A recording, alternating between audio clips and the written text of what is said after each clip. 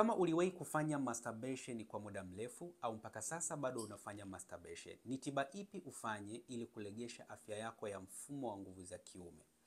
Jambo la kwanza ni hivi, unapofanya masturbation zaidi huwa inaathiri mishipa ya damu katika maumbile yako ya kiume, mishipa ya fahamu pamoja na saikolojia yako kiujumla.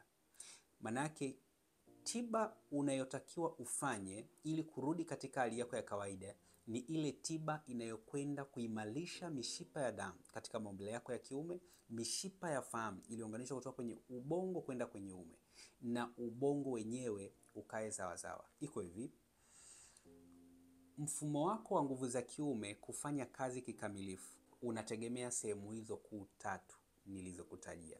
Kwa hiyo tiba yoyote itakayokwenda kubezi kuimarisha misingi yote mitatu kikamilifu itasapoti kurudi katika hali yako ya kawaida.